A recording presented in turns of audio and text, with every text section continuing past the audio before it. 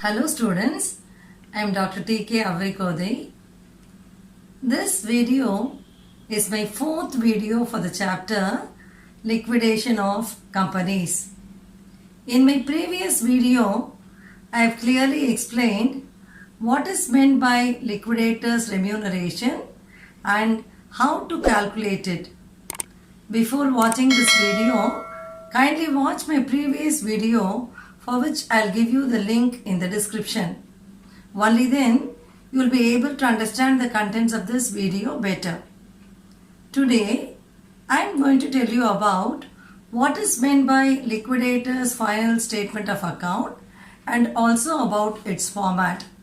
Then I'll be working out a problem involving the preparation of liquidator's final statement of account. Let me proceed further now.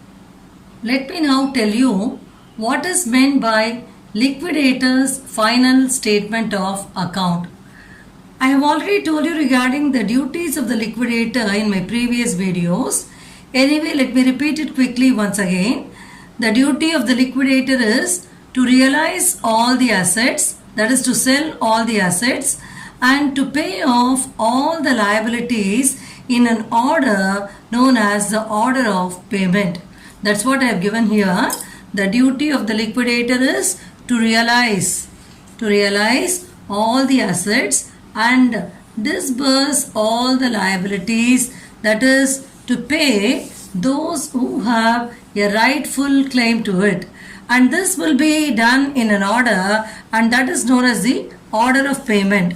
So what is the order of payment and all that I have explained in my previous videos, right? So this is what is the duty of the liquidator, and the liquidator is supposed to prepare a statement, and that statement is only known as the liquidator's final statement of account. In this statement, the liquidator will be recording all the receipts on the debit side and he will be recording all the payments on the credit side. So the liquidator's final statement of account is prepared by whom? It is prepared by the liquidator. So this liquidator's final statement of account will be in the nature of a cash book. So all receipts will be shown on the debit side of the liquidator's final statement of account, and all payments will be shown on the credit side of the liquidator's final statement of account. So this liquidator's final statement of account will have to be prepared by the liquidator, and he has to submit it to the court in case of compulsory winding up, and he has to submit it to the company in case of voluntary winding up. So he has to submit it to the authority who has appointed him. So this is what is basically the liquidator's final statement of account. Now let us proceed with the format of the liquidator's final statement of account. So as I told you already, you will be recording all the receipts on the debit side. So when you say receipts, remember the letter P is silent here. You will have to pronounce it only as receipt, as if the letter P is not there. So debit side you will have receipts, and on the credit side you will be having the payments. And remember, on the receipt side of the liquidator's final statement of account, maximum only 3 items will come. So let me tell you what are they. The first one we have is 2 assets realized. You know very well that we will be using the word 2 on the debit side and buy on the credit side, isn't it? So on the debit side, first you will be recording the assets realized. So you will be writing 2 assets realized, and I have given within brackets individually. So what do you mean by individually? Each and every item of the asset should be individually mentioned as land and building, plant and machinery, and so on. If the amount is individually available, you will have to mention it individually. In some problems it will be given the assets realized totally so much. So in such a situation, you can enter the full amount. So first you have to enter the assets realized at the realized value individually. That has to come first, and then after entering the assets realized, the next item to be recorded is the surplus from securities. So you have to write as to surplus from securities held by secured creditors. That is, if the amount realized from securities is more than the secured creditors, then you say that there is surplus. That surplus again will have to be recorded on the receipt side. So to surplus from securities held by secured creditors will come as a next item. And then to call money received.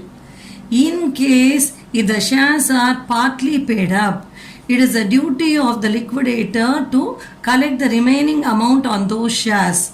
So in case of partly paid up shares, if they are there alone, this will come. So the amount will be collected by the liquidator. So you'll write it as to call money received. So I have given you maximum 3 items only will come, I told you, isn't it? So remember, out of these 3 items on the receipt side, this one to assets realized will come in all the problems. Because in all problems, in all companies, there will be some asset available and it will have been realized. So to assets realized will come in all the problems. But surplus from securities will come only when the amount of securities realized is more than the secured creditors. So this may or may not come depending upon the information given in the problem. Likewise, to call money received also may not come in all the problems. If you have a problem involving partly paid up shares, then the remaining amount will be called up and only then the call money received will be there. In such problems only the call money received will come. So what will come depends upon the information provided in the problem. So this much of items only you will have on the receipt side. So now let us see what all will come on the payment side. I have already told you regarding the order of payment in my previous videos, isn't it? In the same order, the payment will be recorded one after the other. So first you'll be having by legal charges, then we'll be having by liquidation expenses, then we'll be having liquidator's remuneration. This is the most important part of the liquidator's final statement preparation. So first you have to calculate the liquidator's remuneration, then only you can proceed with the preparation of the liquidator's final statement. So how to calculate the liquidator's remuneration? I have very clearly explained in my previous video, for which I'll give you the link in the description. So please refer to it. So that will come here. By liquidator's remuneration will come. Then preferential creditors or those creditors which are enjoying priority. So you'll be entering by preferential creditors. Then if you have debenture holders in the problem, by debenture holders. After making payment to them, you have to make payment to the unsecured creditors by unsecured creditors. Then after settling all these categories, only if anything is left off, that is available to the shareholders. And among shareholders again, as you know very well, preference shareholders enjoy priority. They enjoy preference. So they will be settled first. Then after settling the preference shareholders, if anything is left off, that will be given to the equity shareholders. But in majority of the problems, your answer will end over with this by unsecured creditors. Because what is available, what is realized and what is available, that amount will not be adequate enough to settle all these parties. Okay, it won't be adequate enough to settle the unsecured creditors itself. Then there is no question of settling the preference shareholders. This is because though law says that even solvent companies may be liquidated, in most of the cases only insolvent companies will go into liquidation. When that is the situation, they will not have adequate funds to pay all the liabilities. So most of your answers will end with by unsecured creditors. You will find what is the balancing figure between the receipt side and the payment side, and that balancing figure will be written as by unsecured creditors. With that the problem will end up. In rare problems, the amount will be adequate to pay the shareholders also. Okay, so this is what is the format of the liquidator's final statement of account. This is a very simple format which is very easy for you to remember. As I told you already, maximum only 3 items will come on the receipt side, and out of the 3 items, only 1 item is definite. The other 2 depends upon the information available in the problem. And on the payment side, this is the order in which the payment has to be made: by legal charges, by liquidation expenses, by liquidator's remuneration, by preferential creditors, by debenture holders, by unsecured creditors, by preference shareholders, by equity shareholders. So this is what is about the format of the liquidator's final statement of account. Now let us proceed with working out a problem involving the preparation of the liquidator's final statement of account. Let me read the problem first. The following particulars related to a company which went into voluntary liquidation. Prepare liquidator's final statement of account. At that time, allow 2% remuneration to liquidator on the amount realized and 3% on the amount distributed to unsecured creditors.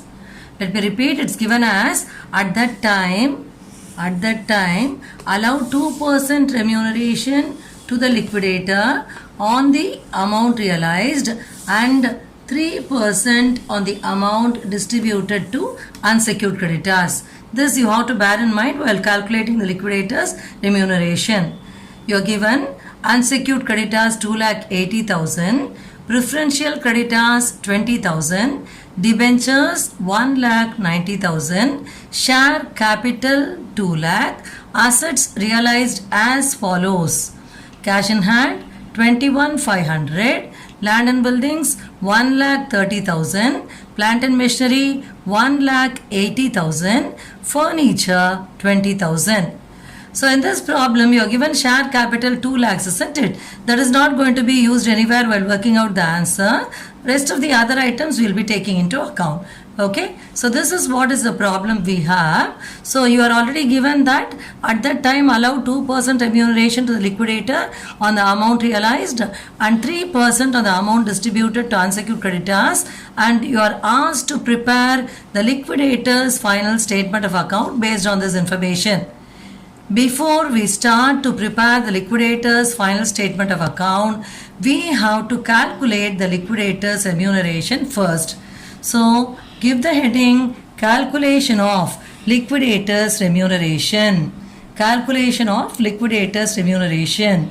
So in my previous video, I have clearly explained how to calculate the liquidator's remuneration, and I have told you that generally liquidator's remuneration will be made up of 3 parts. One is percentage on amount realized, the other one is percentage on preferential creditors, and the last one is percentage on the amount available to unsecured creditors. So let us calculate it now. You are given in the problem, at that time allow 2% remuneration to the liquidator on the amount realized. So let us calculate the first part of the remuneration, that is 2% on the amount realized. Usually when you calculate the remuneration on amount realized, we will take into account all the assets other than cash. That is, cash we will not take into account. But in this particular problem, cash is given under assets realized. You are given in the problem, if you see the problem, you will know. It's given in the problem, assets realized as follows, and under that you are given cash in hand 21,500. Since cash is given under assets realized, we have to take that also into account for the purpose of calculating the remuneration. So first write calculation of liquidator's remuneration, 2% on amount realized, cash in hand 21,500. Land and building is given as 1,30,000. It has realized 1,30,000. Plant and machinery 1,80,000. And furniture, the realized amount is 20,000. So now add all these amounts together, which will give you 3,51,500. On this 3,51,500, on 3,51,500, what is the percentage of remuneration you are supposed to calculate? You have to calculate 2%. That is 2 divided by 100. So 3,51,500 into 2 by 100 will give you 7,030.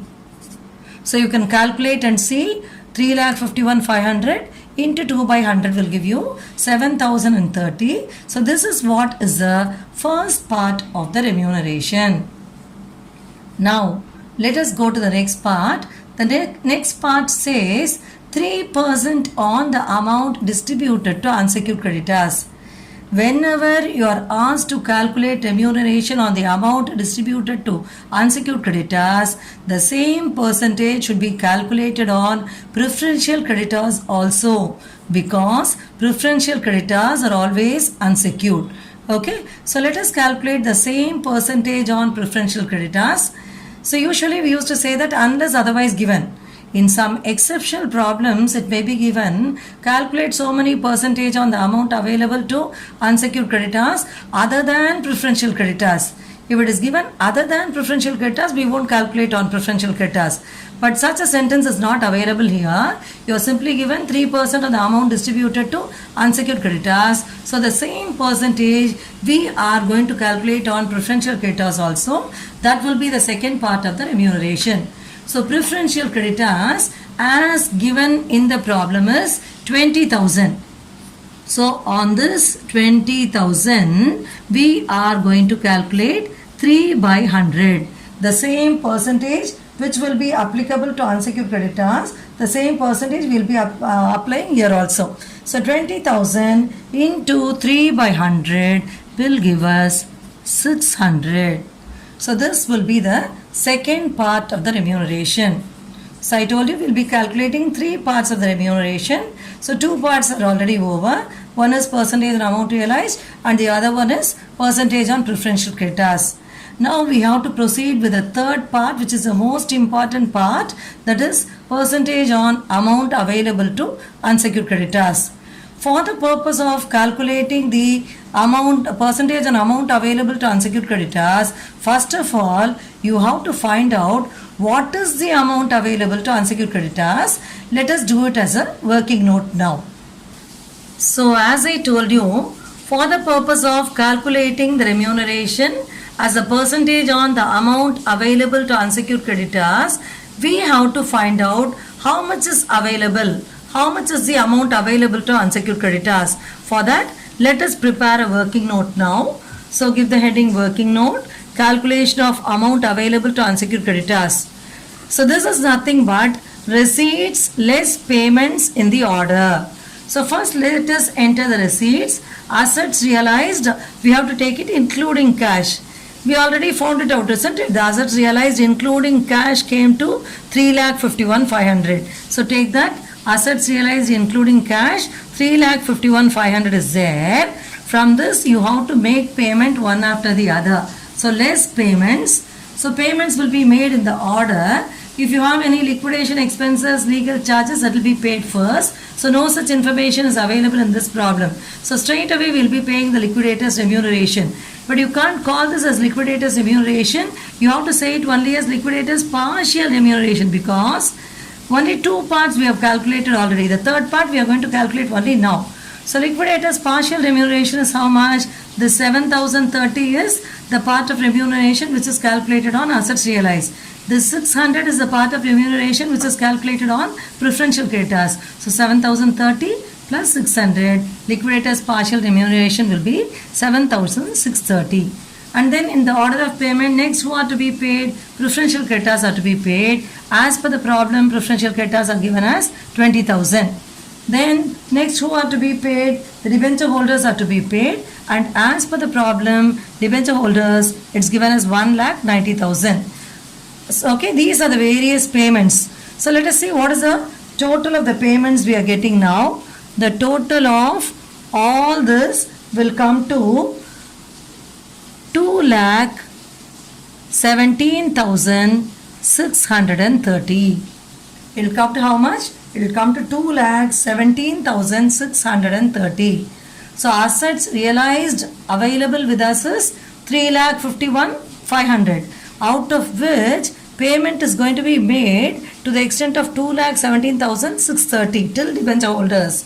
Now, whatever balance we have, that will be the amount available to unsecured creditors. So, how will you find it out? 3,51,500 minus 2,17,630. This will give us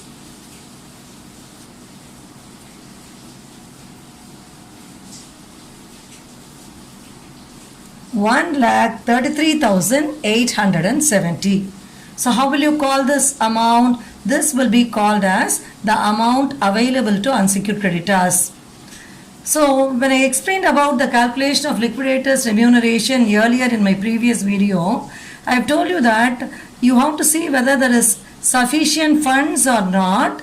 In case of insufficient funds, if the funds available are not adequate to pay the unsecured creditors fully, you will be using a formula like this.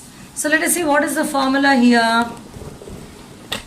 So we are going to calculate the third portion, the third part of the remuneration, that is 3% amount available to unsecured creditors. We found out that amount available to unsecured creditors as 1,33,870. But as per the problem, you were given unsecured creditors as 2,80,000. Let me repeat. As per the problem, the unsecured creditors was given as 2,80,000. But what is available now is only rupees 1,33,870. So this 1,33,870 is not adequate to pay the unsecured creditors fully. So this is a situation where adequate funds are not available. So you'll be applying the formula amount available to unsecured creditors into percentage of remuneration divided by 100 plus percentage of remuneration. So what will be that? It will be 1,33,870 into 3 divided by 103. Okay, so you have to calculate and see this. 1,33,870 into 3 by 103 will give you 3,899. Calculate and see that. You will be getting 3,899. How did you get this 3,899? It is nothing but 1,33,870 into 3 by 103. So now we have completed calculating all the three parts of the remuneration. So let us see how much is the liquidator's total remuneration. So add all the three amounts together. 7,030. What is the 7,030? The first part which we calculated at 2% on amount realized. Then add 600. What is 600? This is that part which is calculated on preferential creditors plus 3,899 which is calculated on the amount available to unsecured creditors. So totally you will be getting 11,529. 11,529. 11,529. That will be the total when you add all these three amounts together. This will be this 11,529. This amount will be recorded as a liquidator's remuneration on the payment side of the liquidator's final statement account. Final statement of account. So having calculated the liquidator's remuneration, let us now proceed with the preparation of the liquidator's final statement of account. After doing all these calculations, preparing the liquidator's final statement of account is very simple. So first give the heading liquidator's final statement of account, and on the debit side give the heading receipts, and on the credit side write as payments. So now let us see what will come on the receipt side first. First write as to assets realized. As I have told you already, the assets will have to be written individually. Okay, so in this particular problem, other than the assets realized, we are not going to have the other two items, namely the surplus from securities and the call money received. No information is available regarding that. So those two items will not come here. So we are going to have only assets realized on the receipt side. So to assets realized, record it individually. Cash in hand 21,500, land and building 1,30,000, plant and machinery 1,80,000, furniture 20,000. Enter all this in the inner column, and when you add all this together, we'll be getting a total of 3,51,500. Let this 3,51,500 come in the outer column. So this is about the receipt side. Now let us get along with the payments. So on the payment side, if you have any liquidation expenses, legal charges, that will come. So nothing like that is available in this problem. So we'll be beginning our payment with this liquidator's remuneration. So write as by liquidator's remuneration, the total remuneration of the liquidator, that is 11,529, which we calculated already. This 11,529 will come. So by liquidator's remuneration. Then in the order of payment, next we'll have to make payment to the preferential creditors. Preferential creditors as given in the problem is 20,000. So you'll be writing it as by preferential creditors 20,000. Then after paying the preferential creditors, you will have to make payment to the debenture holders, and as per the problem, you are given debentures as 1,90,000. So that 1,90,000 will come here. Okay, so liquidators remuneration we have entered, preferential creditors we have entered, then debenture holders we have entered. Now, whatever is the balance available, that will be towards unsecured creditors. So let us first total the payments, and we'll deduct this from the total receipts, which is 3,51,500. So if you total the payments and see, you will be getting 2,21,529. I'm just writing it here. You'll be getting 2,21,529. You can check it. You will get 2,21,529.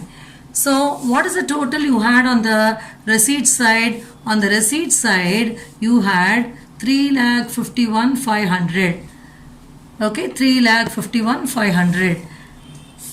This is what is the total, isn't it? 3,51,500. From 3,51,500, you deduct 2,21,529, which is the payment. So whatever is the balance available now, that will be given to the unsecured creditors. So unsecured creditors, just find the balancing figure. You will get a balance of 1,29,971. 1,29,971. I'll repeat, 1,29,971. How did you get this amount? This is nothing but receipts less payments. What's the receipts total you had? 3,51,500. From that, the total of payments came to 2,21,529. So the balance is 1,29,971. This will go to whom now? It will go to the unsecured creditors. So we'll be concluding our final statement by writing as by unsecured creditors 1,29,971, and the total of the liquidators final statement of account will be 3,51,500. So this is how you will have to prepare the liquidators final statement of account, and I hope that you are clear with this answer. So today I have explained about the liquidators final statement of account and its format. I have also worked out a problem involving the preparation of the liquidator's final statement of account. Hope you are clear with what all I have explained today. If you like my video, subscribe to my channel. Thank you very much for watching this video.